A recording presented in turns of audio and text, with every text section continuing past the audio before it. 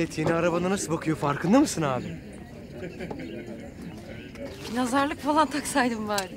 Ya bu arabayla kızları hasta edersin oğlum. Ömer, arabana binebilir miyim? Hafta sonu beraber takılabilir miyiz Ömer? Bana bak, verirsin artık bir yer anahtarını. Ya Nezih, arabaya gelen kız arabayı istiyor demektir, seni değil. Aman, akıllı uslu çocuk. Tam evlenecek adam. Sedacığım, ha? Zih, defterini al. Ben razıyım abi. Kız gelsin de ister arabaya gelsin, ister faytona gelsin. Ya bunu da böyle bırak.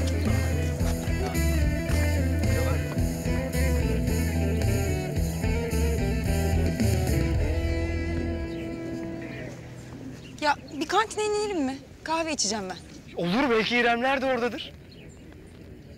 Hangi bölümdeymiş? Kim? Kız, bavulu saçılan. Ne bileyim oğlum, ben sormadım. Oo, 12.000 tane öğrenci var oğlum bu okulda. Yalan oldu iş. Bence sen unut o kızı. Saçmalama Nezih, ne diyorsun sen ya? Ne alakası var ya?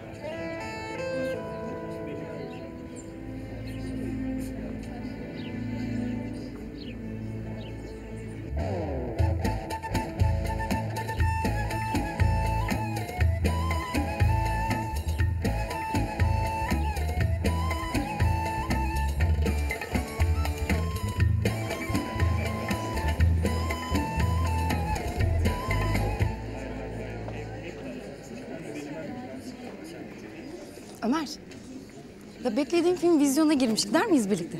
Olabilir, bakarız. Ben gelirim. Nereye gidiyoruz? Sen gelmesen şaşarım zaten Nezih'ciğim. Üç silahşörler değil miyiz kızım biz? Ha? Anca beraber kanca beraber diye yemin etmedik. Hoca geliyor Nezih.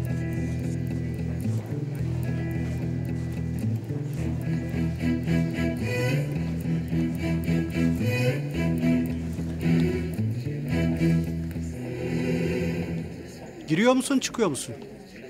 Bir arkadaşa bakıp geliyorum hocam. Ha, bir arkadaşa bakıp gireceğim diyorsun yani. Olur oğlum, bak gel o zaman. Geliyorum hocam, geliyorum. Geldim.